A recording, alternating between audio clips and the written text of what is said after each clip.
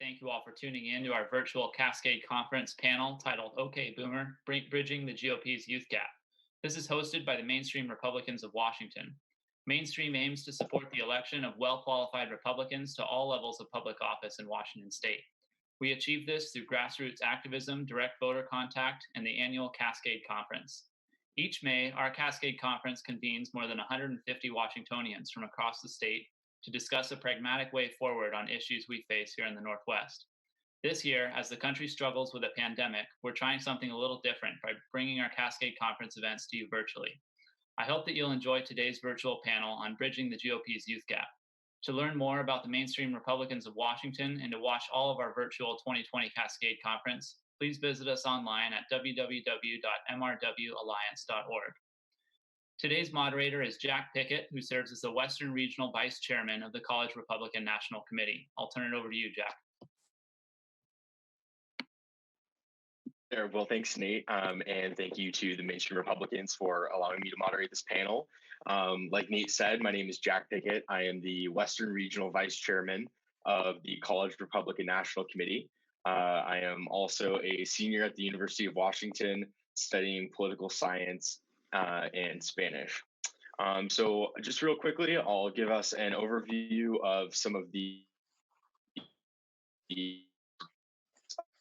panel today, and then I'll go ahead and introduce our panelists. So we have 4 panelists with us today. We'll introduce each of them real quickly here, and then each of them will be given one question tailored to them specifically, and the experience on the youth gap that they personally bring to our topic today. And then there will be a couple of questions that I will ask of each panelist. And if we have any responses or follow-ups from any of the panelists following any of the questions, we'll go ahead and allow for that as well. So I'll start off our introductions today with introducing Chandler Thornton. Chandler is the chairman of the College Republican National Committee, which is the national organization which oversees the activities of college Republicans in all 50 states, as well as Puerto Rico and the District of Columbia. He is a graduate of American University in Washington, D.C., and is consistently featured on 30 under 30 lists of the most influential young conservatives in America, including those of Red Alert Politics, Maverick Pack, and Newsmax. We're super lucky to have Chandler here with us today. He's got a lot of really good insight, and we're really excited to hear from him. And I'll let him introduce himself in a second. But our next panelist is Benji Backer, the president and founder of the American Conservation Coalition, a nonprofit organization dedicated to educating and empowering conservatives to re-engage on environmental conversations. Benji is a senior and classmate of mine at the University of Washington. And like Chandler, he is also consistently listed on 30 under 30 lists of influential young people in politics. And he has been a very prolific activist ever since his even younger days in Wisconsin. Our next panelist is Bailey Sipes, who is also a senior at the University of Washington studying communications and political science. She has been a statewide leader of college Republicans and is one of the founding officers of the Husky College Republicans at UW. She also serves as a cabinet member of Future Female Leaders, which is an organization dedicated to building, cultivating, and supporting the next generation of conservative women. And our final panelist today is Gabe Hernandez, who is a rising senior at Eastern Washington University and the recently elected chairman of the Washington College Republican Federation, which is the Washington state affiliate of the College Republican National Committee. He also serves as the deputy campaign manager for the campaign of Marty McClendon for lieutenant governor, and has been a very involved activist in high-profile races like that of Kathy McMorris Rogers in 2018. So thank you again to all of our panelists for being here today. You're all the top of the field professionals. Really great answer view on what it looks like for the GOP to bridge our youth gap. So before we move into some of the questions that I have for each of you and the conversation that we're going to have about those, I'd like to give each of you just a couple of minutes to add or correct anything in your bio that you'd like, and also give a couple initial thoughts on why the GOP is struggling to be competitive with the youth. And just for the definition of our viewers, when I say the youth vote, I specifically mean voters between the ages of about 18 to 29. And that's sort of what we're talking about today. And everyone's going to have a different perspective that they bring on this. So we'll start with Chandler, and I think we'll just go in the same order that we just went in. And if you could each just share a little bit more about yourselves, if you'd like. I think we should be a good conversation with that. So I'll turn it. Thanks, Jack. I appreciate it. And thank you to TVW for the opportunity to have this conversation. Really looking forward to it. And as Jack mentioned, I'm the national chairman of the College Republican National Committee. We're one of the oldest and most active, largest youth vote organizations in America. We were founded in 1892, and we're active all over the country, including very active in Washington State. And as you mentioned, Jack, the youth vote is a huge priority for us, and it needs to be an even greater priority moving forward. The Democratic Party has sort of had a monopoly on young voters in recent years, but it hasn't always been that way. And we can certainly get into the numbers there.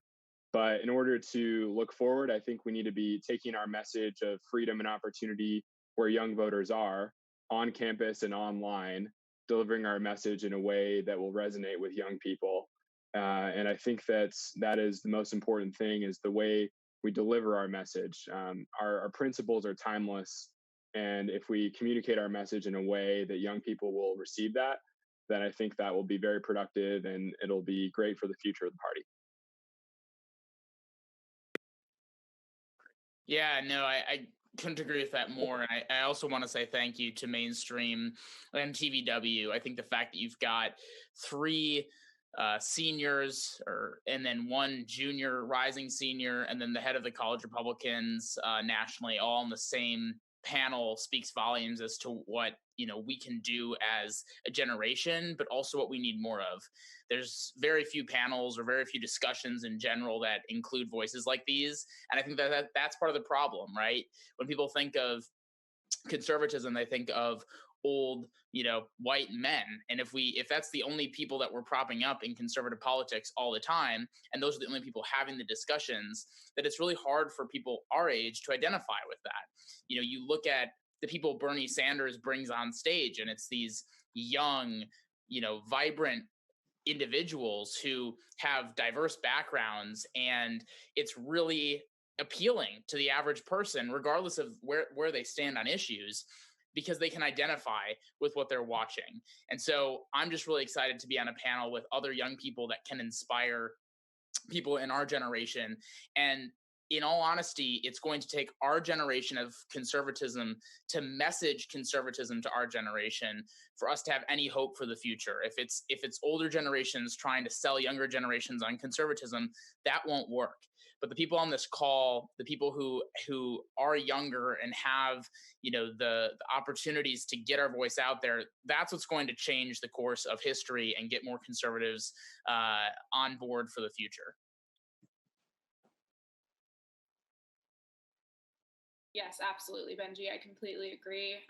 Again, I want to say thank you for featuring our voices, and also featuring just more and more exposure for people like us who are trying to move up in the political realm and just bring a different type of voice to this table that has currently been kind of dichotomized with more left-leaning voices. So I wanted to thank you for that.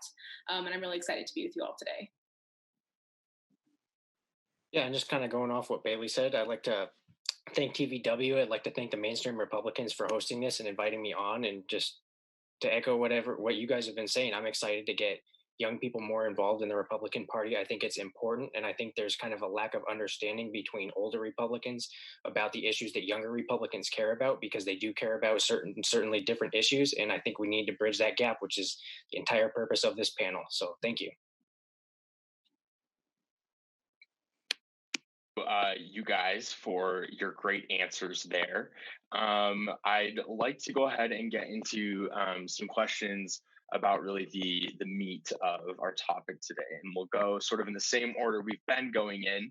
And so we'll start again with Chandler. And my question for you, Chandler, to start is: the data shows that Republicans are consistently struggling to earn more than 25% of that youth vote, those voters 18 to 29. Why do you think that is, and what can the party do to, from an organizational or institutional standpoint, to change that? Well, that's a good question, and it's an important data point that we must look at. In 2018, we saw the highest youth voter turnout in any election, over 30% since 1992. Democrats won young voters in U.S. House races in 2018 among young voters by a margin of 60-some% to 30-some%. So that's where we're starting from, but it hasn't always been that way. In fact, President Reagan won young voters in 1984. He statistically tied Jimmy Carter in 1980, then Governor George W. Bush in 2000, won young voters and tied Al Gore essentially. So it really wasn't until the Obama era that we started in large numbers losing to the Democratic Party among this demographic. And so it's important to take a look at that and ask questions of why. But there have been a number of shining lights at the end of the tunnel that we've seen. In 2016, President Trump did really well in certain states with young voters, including Wisconsin, Benji, your home state, and some other states across the country. We saw U.S. Senate candidates do pretty well with young voters as well. In Washington state specifically, I think we still have a lot of room to improve. I think that our candidate last time against Senator Cantwell, Susan Hutchinson, it was about 30 to 60-some%. But there's a lot of opportunity, and I think that we'll get into this, but a lot of it has to do with the way we're delivering our message. Because when you ask young people if they favor greater government intervention in their life or less, more freedom or less in their life, they overwhelmingly want more limited government, more freedom, more personal responsibility, and opportunities to succeed. It's just a matter of messaging our party in the right way and delivering that message in the right way. I just want to briefly follow up with that. Since you're the national chairman of the College Republicans, who arguably are some of the most impactful and effective young activists on our side of the spectrum, what have you seen in some of the states where young voters have been more favorable to the Republican Party? What are some of the things that you've seen from college Republicans or other party organizations in terms of partnerships that have been really effective that maybe could be implemented here in Washington state? Well, I think the important thing is making politics fun, and especially for young people. A lot of older generations like to talk about the apathy that exists among our generation when it comes to politics. And, young people, they might decide an election, but they're not really going to vote. In 2018, we saw that change, and we saw young people have a huge impact on races across the country, in Washington state and across the country. And so I think giving people a reason to get involved, we're facing challenging, unprecedented times right now as a country. But with great challenges comes, a lot of opportunity to improve our way of life at the end of this. And so there is a light at the end of the tunnel. And I think talking about our ideas and leaning into new technologies, platforms like this that allow us to stay better connected. I think that as a society, we're going to end up more connected, online than we were before the COVID-19 pandemic. So there are plenty of opportunities, but making politics a fun, exciting opportunity for young people, talking about issues that matter to them, talking about the future of our country, that's the most important way to go.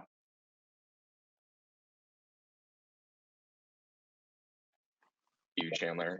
Benji, I want to talk to you a little bit about messaging specifically. You have really led the charge among young conservatives as to changing the way that we message on matters that are really important to young voters, like Chandler was just talking about. Can a messaging change make a significant difference in helping the GOP win the youth vote, or do you think that that's a lost cause? It's a great question, and I think the messaging is really where it's at, because the average young person's really busy, as every American is, and we don't have time to dive deep into policies or like read every bill through. If Congress doesn't have time to do it, the average American doesn't have time to do it. So we have to make it easy for people to understand where we're coming from on viewpoints.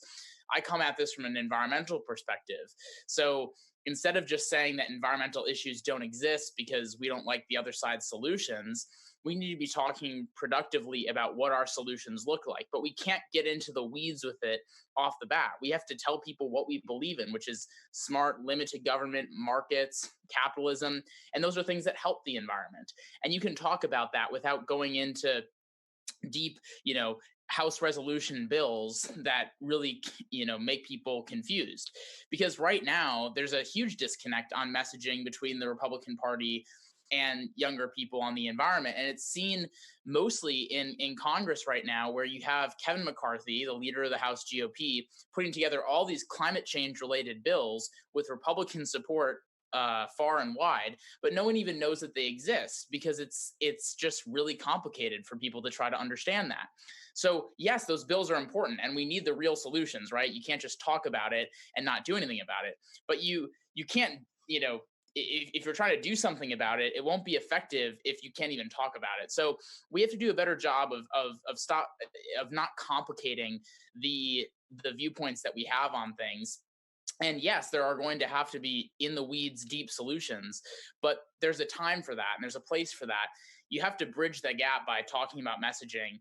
And when you have the Republican Party seen as the anti-environmental party, even though it's the party doing the most on the environment right now, it is obvious that messaging is the key problem there, nothing else, because the solutions are there and they're starting to get there. And the Republicans have the solutions that are actually bipartisan and the ones that are actually actionable and the ones that can actually pass. So on climate change specifically, or environmental issues specifically, it's very obvious that there's a messaging disconnect and that's where we're losing people. So it's the same thing on other issues as well. That's just the one that I have the most background on.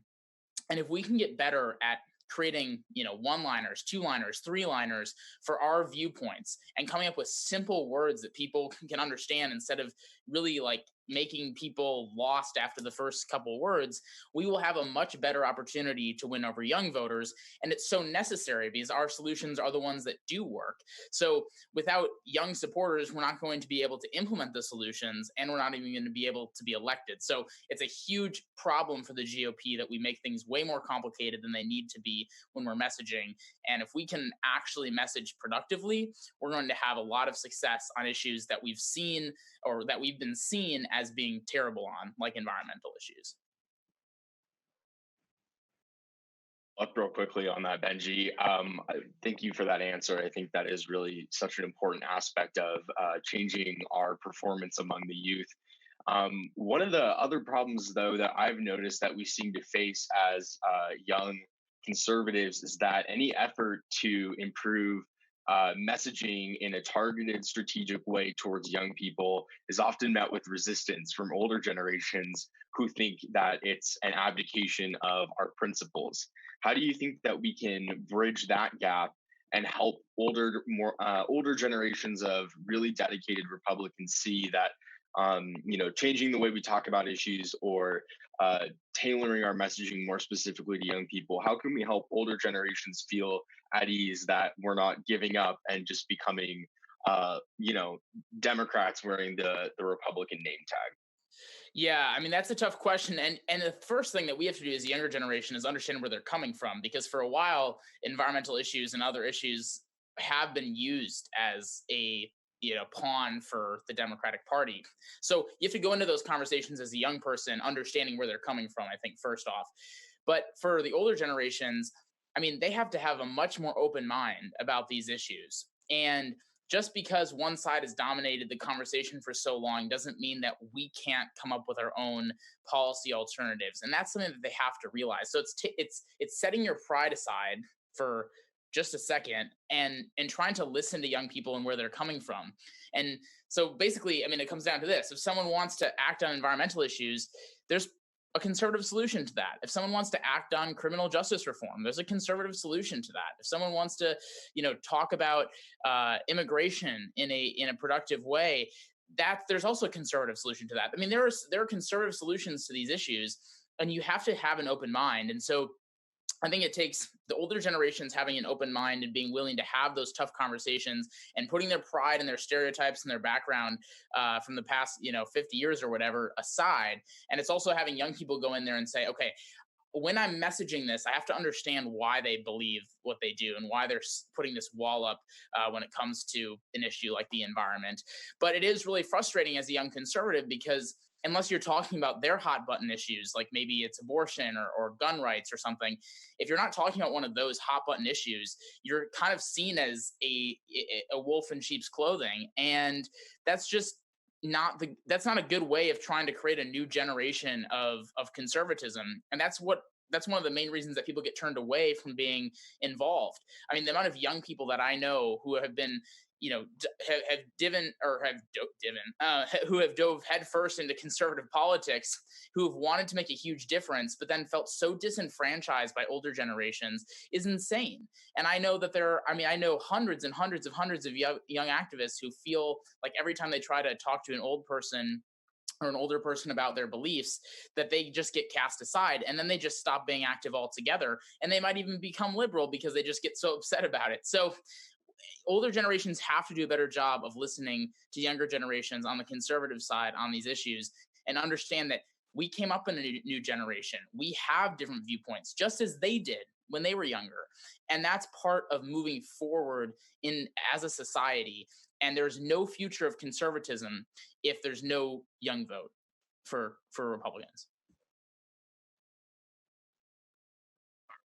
Benji, I think that's all really important advice for some of our older listeners, and I think it's also good for those of us who are younger to think about some of those things in how we approach conversations that we have with older Republicans, as well as our peers on both sides of every issue. Bailey, I want to come to you next. You've been a college Republican leader while being a student at arguably one of the most liberal educational institutions in America, while also being a woman. That might seem to some people like a lot of really conflicting identities, and yet here you are pulling it off magnificently. Can you talk to us a little bit about how you've been able to bridge all of those divides, and also, talk to us a little bit about how the GOP can do a better job of messaging to young women and also supporting the young women that we do have in the party? Great question, Jack. Thank you for asking. Well, as you said, I have been indeed very active in college Republicans and other like chapters for multiple years now, and have been seen as the quote unquote token female conservative at my university and in most places around my state. And for me, that is a badge of honor, but it also comes with a lot of difficulties that I think conservatives overlook for not only people who are disenfranchised from the party, but for people who are continually pulled into this leftist rhetoric that they own the female voices, and that's not at all the case. And going throughout my life as a very outwardly promoting conservative woman at a left-leaning university, I have found so many women who feel emboldened through conversations with people such as myself and others, just by not feeling like they're so alone in a place that has made them feel alone for so long.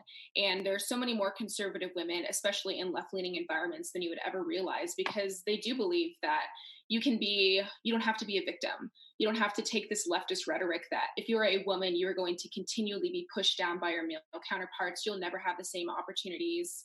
And you just kind of need to accept that and cry victim and just do whatever you can to move forward in the world with that type of rhetoric. And that's not at all the case. So by surrounding myself with other strong females and even interning for Jamie Herrera Butler, who's one of the to female congressional Republican members from the state, who is very, very influential in female politics, even bringing her young children to the United States House floor with her to work every day. And I mean, that's just so influential to see strong women. And for me, I believe, like I said, the left has laid claim to believing that they own female voices. And I'm not any less active, I'm not any less important or educated by being a female who believes in pro-life or pro-Second Amendment. And I don't have to necessarily lay claim to this. And I believe that our party needs to reclaim these female voices and give us a platform and project what we have to say, because a lot of women are conservative leaning. They just don't know if there's even a place for us within the party. And it's completely open to female voices that just need to be projected a little bit more. So I'm very emboldened by seeing so many strong female conservatives, not only nationally, but statewide. I mean, our Secretary of State, Kim Wyman, is an incredible example. So are so many other women that I just love to be around and see that there is indeed a place. They're continually given awards, they're continually giving talking points, and it's just really encouraging to see that. And I believe that our party has kind of shied away from certain hard topics like that, knowing that the left has such a strong control over female rhetoric and female issues.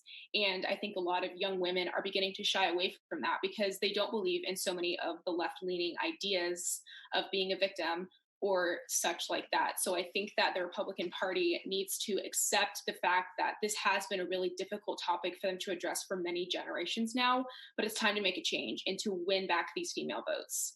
I believe I saw a statistic that was about 26% of women are joining the Republican Party. And while that's a slow growth, it is still an increasing growth. And that's something that needs to be looked upon fondly, and that we need to grab onto that and just pull that closer to our party base. A follow up with you quickly there, Bailey. There seems to be an aversion within the GOP to quote unquote playing the woman card. Because that's a tactic of Democrats, or because women in the GOP, but a leader first, someone who supports their principles first, and a woman second. Do you think that is something that we should continue to practice as a party, or do you think that women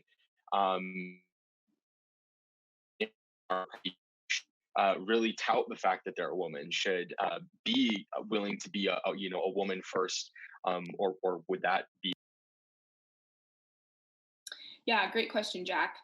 You cut out there a little bit, so I think I hear what you're saying. If we should kind of be proud of who we are as females instead of just kind of putting that aside and pretending like that isn't at all in effect. And I do think that there is a fine line in between being strong and proud that you are a vocal female woman, or even someone who maybe isn't yet quite involved within any vocal sphere, but you're still really interested in party topics and voting along conservative lines, or even leaning more that way. And I think that is something that we do need to project and say that, maybe my female identity is not at the top of who I am, but maybe it is. And I think there's a place for that, to say, hey, I'm proud of who I am. These are issues that I'm proud to support, and this is why. And I think that parties need to not lay claim to, oh, there's a strong female, she's trying to overtake the man, or she's trying to, lead a party where that's not even the majority. And that's completely false. We've seen so many strong women, Nikki Haley, for example, who has so many male voters behind her because they realize that not only is she a female, but she's intelligent, she's strong, she's experienced, and she has such a way to advance the party in a way that maybe her male counterparts couldn't. So I think that it's completely okay to be strong and proud that you are a female, and not pretend like that's not at all part of the issue, because then you're just going to continue to ostracize young women who feel like, hey, I'm a woman, I'm afraid to be proud of that, I have to kind of put that aside in other areas. What does that mean? And this cannot become another field that we pretend that women aren't important, because then that will just ostracize so much of our voter base and we'll never have progress in the future. Those are some really, really valuable answers that you just gave us there. And I think there's definitely a lot for those who want to grow the party to think about, particularly when it comes to young women. So thank you for that answer. Gabe, I'm going to come to you next. you are the leader of college Republicans in Washington State. So it is your job to get our college students to vote for Republicans. How can campus activism unlock the party's potential to win the youth vote? And what changes would you like to see in the party's approach to campus activism? So I think to start with campus activism, first of all, we just need to spread the message that yes, there are conservatives on college campuses, because a lot of kids come into college not really knowing a whole lot about politics, not really having, an opinion one way or the other. And then they come in and they see this leftist dominated narrative. And so they think that's the only option. But, we as college Republicans can get out there and say, no, no, no, no, no, there's a whole nother side to this. And we can show them that, yes, this is an option. You can be a Republican. You can be a Republican in college as well. So I think that's important because, yeah, young people, they come in and they hear this dominant narrative, and so that's the only option for them. And then second, we need to make it more exciting to be a Republican, because a lot of people come in also thinking that Republicans are the party of old white men, and it's all we talk about is tax rates and niche policy things. But no, that's not true. We care about bigger issues than that. We are exciting. We need to start promoting our exciting figures like Nikki Haley, as Bailey mentioned, Dan Crenshaw down in Texas. We got some exciting people who actually know how to reach out to young people. Because that's one thing that Democrats do have, is they have AOC in the squad. Whatever you think about them, they know how to reach out to young people. They know how to use social media, and they know how to be exciting. And so we need to take that over. We need to start being exciting and show young people that, yeah, Republicans are cool. A lot of young people like to be rebellious and rebel against the dominant culture, but leftism is the dominant culture on college campuses. We are the counterculture on college campuses. And yeah, and then just also simply getting more young people to vote for Republicans, getting people registered to vote. That's an important thing college Republicans do. We register people to vote, get them to vote in their district that their school is. When I first went over to Eastern, I was registered to vote in King County. And then actually Lisa Brown, who was running against Kathy, one of her people told me I can register in Spokane County. I'm like, oh, perfect. I'll vote for Kathy. So just that kind of thing, get people voting, get people in there, make them feel like they have skin in the game, because once they feel like they have skin in the game, they'll be more likely to be active. You get young people doorbelling, it seems intimidating, but once you do it, you go to some of these events, you go to a CMR open house. Those are fun. And a lot of times they treat the volunteers very well because they appreciate the work you're doing. So you're going to get free food. You're going to get to meet Kathy, whoever the candidate or, elected official is. And it becomes exciting. In terms of changes we can make, I feel like the party just needs to get more in touch with what young people care about, because I feel like a lot of times the party doesn't really know which issues young people care about. They care, obviously older people care more about, taxes because they pay taxes, but young people they just don't care about that in the same way. But things young people do care about a lot of times are the environment. A lot of people are one issue voters, a lot of like 20-something-year-olds, and the environment is that one issue that they will, that's their hill to die on. So they think Republicans don't care about that, and thus they won't vote Republican. So we need to take that narrative back. And student loan debt, that's another issue that people care about, and Republicans don't really address that. We kind of leave that for the left to say, oh, we'll relieve everybody of student loan debt. We need to start providing our alternatives. Yeah, and then another thing to go along, sorry to go long, but just to address what the party needs to talk about, they need to know what not to talk about, things like climate change being a hoax. Even if you believe that, don't talk about it. Keep that to yourself. That's very off-putting to a lot of young people. Muslim bans, a lot of older people kind of have stronger feelings about that, but younger people, we want them just to keep that to yourself as well. Don't talk about that. That doesn't represent the party. And just things like that. Gabe, and actually, I think that's a really great segue into we'll ask our next last minute joined panelist, Bryant Green. Bryant is a rising senior and the current chairman of the Washington State University GOP, the official college Republican affiliate on that campus. And Bryant, we're glad that you could join us. I want to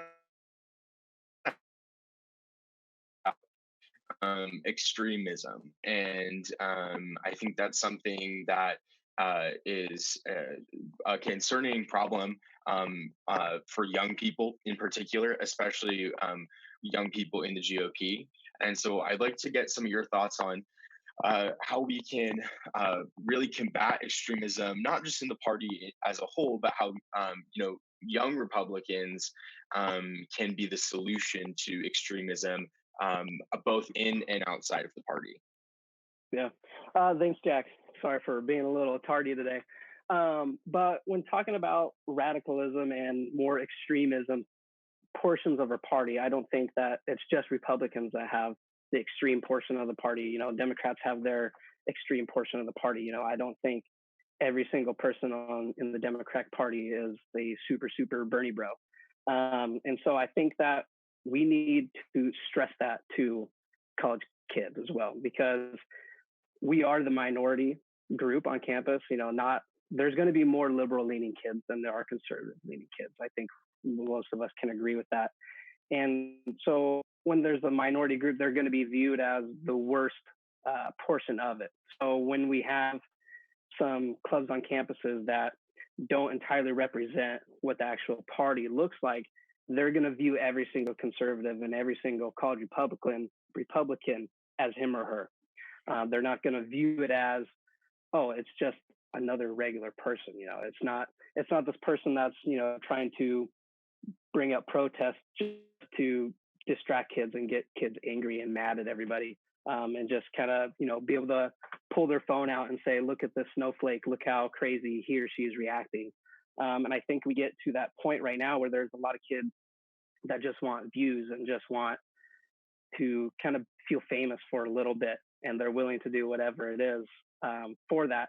But I think for college kids, and especially for our wave of new generation of GOP leaders, we need to stress the kids that we're not a part of the extreme portions of the party. That is a very minuscule portion of our party. They don't represent every single one of us.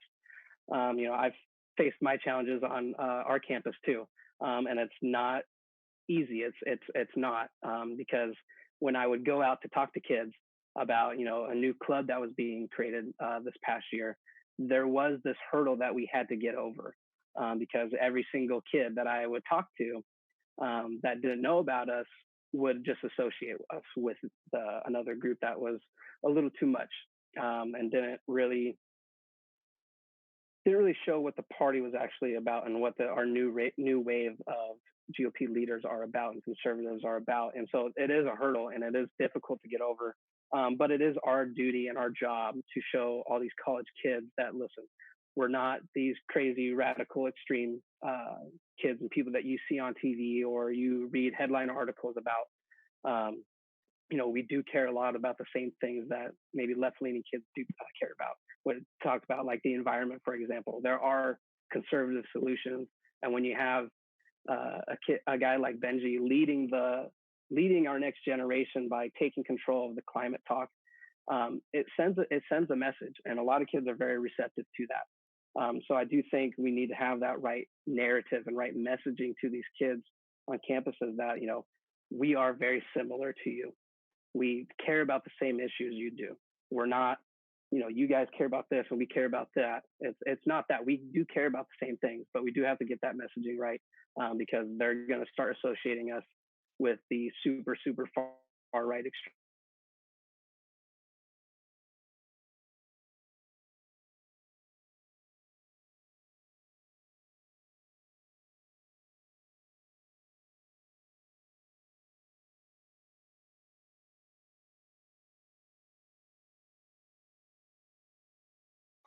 Sorry, it's cutting out. I can't really hear you very well. Sorry. No, I think a second there. Do you think you could repeat your last sentence for us? Yeah, I think we got to stress to other college kids that may not be conservative that, we care about a lot of the same things that you do. I mean, we're all college students. Most of us, we all care about the environment. We all care about our student loan debt. It's not that, liberals care about this and conservatives care about that, and there's no in between. We do care about a lot of the same things, but as conservatives, we need to make sure that we are presenting the party in a right manner, that they're not associating us with the far right extremists of the party, because 95% of us are not like that at all, especially the ones that are leading the charge in our new generations, like all of us. I wouldn't consider any of us, as I know you all, I wouldn't consider any of us super far right extremists. So, Bryant. I want to go around now and and I think if we could all go around and give just like one word or phrase or like max one sentence, if possible, that is, in your opinion, the biggest obstacle between the GOP and winning the youth vote. What do you think that would be? We'll start with Chandler, and then we'll go around in the same order that we've been going. I would say the biggest obstacle is left-leaning bias on our campuses. And I would leave it at that. But if I could briefly expand on that, I would say it's a perception problem.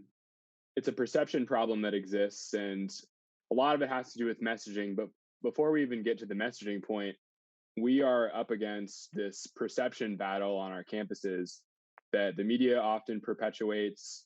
And already we're not starting at a level playing field because there is this misunderstanding of what it means to be a Republican, what it means to be a conservative on our college campuses. So winning that is the first step. And then once we can change perceptions and present new, fresh ideas about what it means to support freedom and opportunity and growing the party, that is the next step. Yeah, I mean, I would echo that, but I would also add on to that by saying kind of the disdain for America also really is going to be hard for conservatives to overcome. And that is played into by the shifting to the left on college campuses, even more so than it was 5 or 10 years ago. I mean, even in high school, I remember where I took most of my history classes, we learned a ton about how, terrible America was. And I'm not of the belief that we shouldn't be talking about where we've had faults, because it's so important to talk about where we've had faults. I mean, conservatives have to talk about where there's faults in America, where there are faults in capitalism. Like, we have to admit those things. But if you grow up in a generation where you don't think America is exceptional, then it's going to be hard to embrace conservative values, because I'm not going to tell you that America is, perfect in every way. But I obviously love America. And I think that there are a lot of opportunities for us to continue moving forward to become a better nation while understanding the amazing role that we play as a country. So I know I also explained more than just one sentence or one word, but the disdain for America is going to be really hard to overcome, because conservative values are rooted in the exceptionalism of America and should be rooted also in how we improve it. But if you don't think America is good to begin with, then it's going to be hard for us to succeed. So I think we have to do a better job of messaging what America has done right while understanding its faults. Yes. The biggest obstacle we're facing between us and the youth vote. Yes. I'd say to take us seriously. Just because we are young doesn't mean that our values, our opinions, our experiences are any less valid than those people who have been serving within our party for generations. And it might be tough to realize, but these people will not be serving in office forever. If you want to continue the work that you've done and leave a legacy, you need to continue to give a platform and raise those voices of people like us who are out here on the front lines. That doesn't mean that just because we maybe don't serve in Congress or anything else like that just yet, that we don't have really valuable experiences that are worth promoting within the party and sharing with older generations to make the best policy decisions. And we're not asking for the free platform. We're not asking for any handouts, anything like that. We're just asking for you to give us a start. And I'd say marketing. I think the Republican Party needs to do a better job marketing to young people. We need to understand what young people want to hear, the things that they actually care about, and then addressing those issues. I think the Republican Party is a little bit out of touch at times, and the Democratic Party takes full advantage of that because they fully understand what young people want. And I think once we start to figure that out, we will increase our youth vote tremendously. Awesome. Yeah.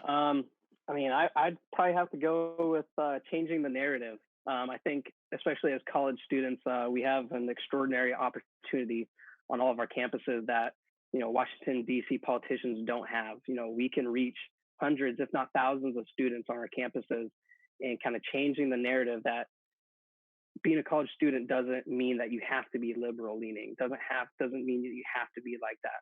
There's also conservatism, and this is what we value and this is what we represent. And so I think changing the narrative that, and we also just have this tremendous opportunity that a lot of people don't have, and we need to take full advantage of it.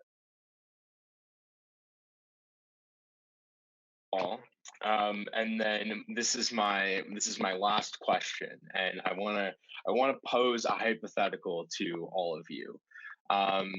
15, 20 years from now, you all are our generation is the ones who are dominating the halls of Congress, the White House, the lobbying firms, the state legislatures, and the governor's mansions across the country. The time has come, and it's finally the millennials and the Gen Zers who are in power. And what I want to ask each of you is, do you think Republicans will have taken more of a share of our generation's vote? Do you think we'll outright be winning it, or do you think we will have less of a share of our generation's vote? And if you want to say a few words about why you think that is, please feel free to do so.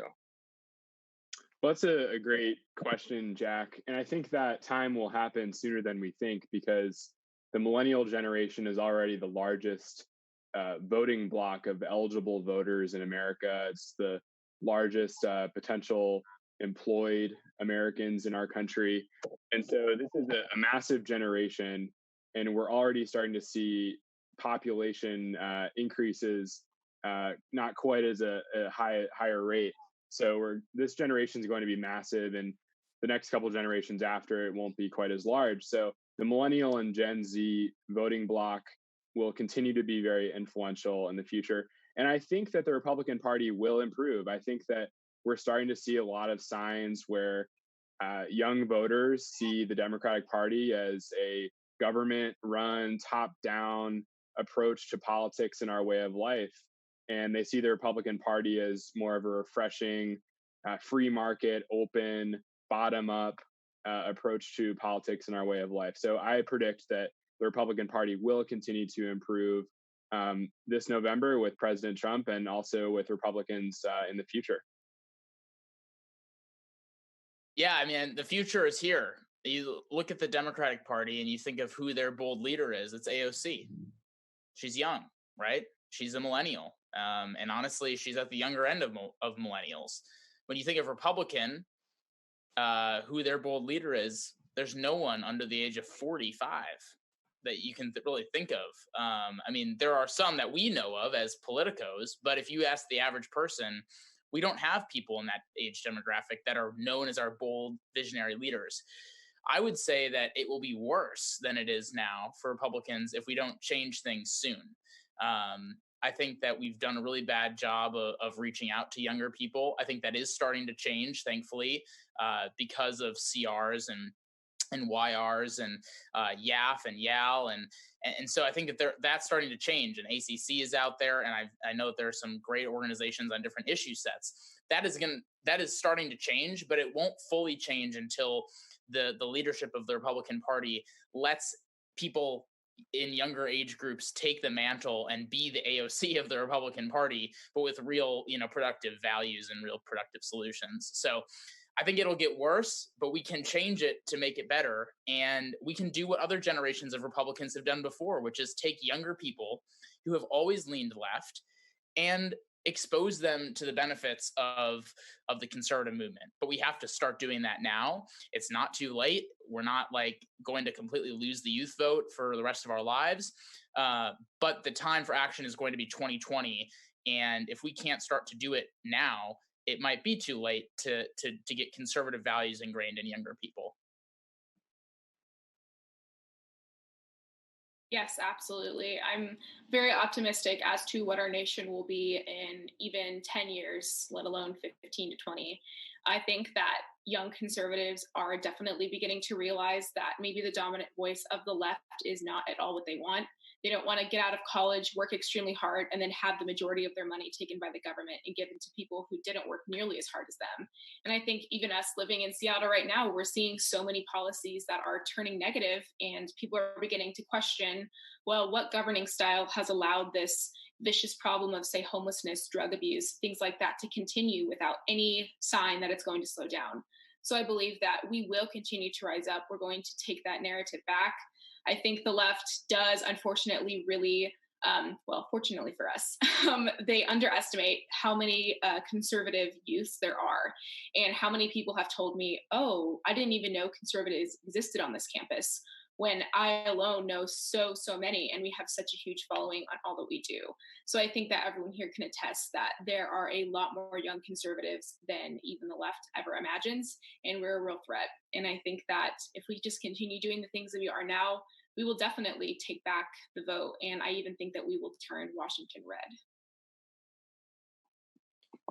Yeah, I definitely think we can outright win the youth vote in 15, 20 years. I mean, there's a couple reasons for that. So first of all, Dems are very off-putting these days. Like you've got, AOC is at least savvy, but then you've got her cohorts like Rashida Tlaib and Ilhan Omar, who are just completely off-putting. I mean, even the average Democrat doesn't like listening to them. They'd rather them push them off to the side. So I think if Democrats continue down this, leftist, hard socialist path, I think people are going to be off put by that, and they're not going to stand for it. And then also you just look at this generation of young conservatives in the CRs. These are some savvy people. Like these people know what they're doing. These aren't just, conservatives like you see, in the party today. Like these people know how to win campaigns. They know how to win social media battles. I mean, you look at Twitter, you've got some smart cookies on there. I think we're going to be in good shape in 10, 15, 20 years. Yeah, I think I wouldn't want to say yes or no, but I think there's a very good possibility. But I do think it's the Republicans. It's their chance, or it's their opportunity to lose it. If they're going to win they're not going to win the youth vote, but they have the chance to lose it completely. I kind of like what Benji's, he kind of states what's the word I'm looking for, but like we need to happen soon. It's not something that we can't just wait 5 or 10 more years to kind of stress the issue about. We need to address it right now, because it is the GOP's voting group to lose. We have a great chance of winning it and regaining it back, because like Gabe said, there's a lot of more upcoming Democrats that are off-putting and that a lot of people don't want to associate with. Just like Chandler said as well, conservatives are becoming more of the individual freedom with, your freedom and your liberty with low taxes, having as much money as you possibly can, because young kids like to spend money. I think we do have the right messaging to do it. I don't think we do it enough. I don't think we really emphasize our best topics and issues, but it is our voting block to lose. But we can easily win it, but it is our block to lose. All right. Well, thank you all for your really thought-provoking answers there. I know I'm walking away from this panel hopeful and sobered at the same time about the future prospects of the GOP and some of the things that we can do to win over the youth vote. I want to thank all of you just one more time for being willing to volunteer your time and your expertise and your views to this panel. I think it will be very helpful to those who take advantage of the opportunity to view what we've said here. I want to thank the mainstream Republicans of Washington for giving all of us this opportunity to share this message of what the future looks like for the GOP. And I'd like to thank TVW for their platform here. And to all the viewers, I'd like to thank you as well.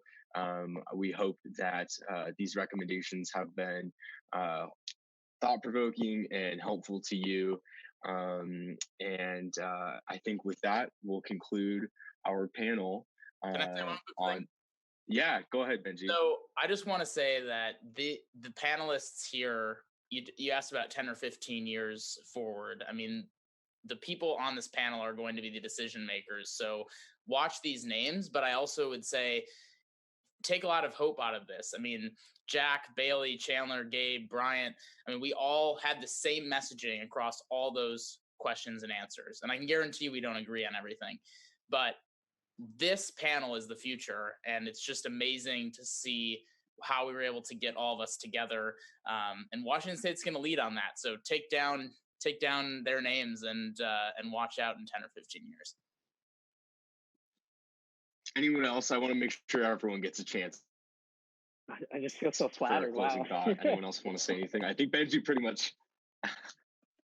No, I agree. You are watching the cream of the crop here, not least of all Benji. So thank you all.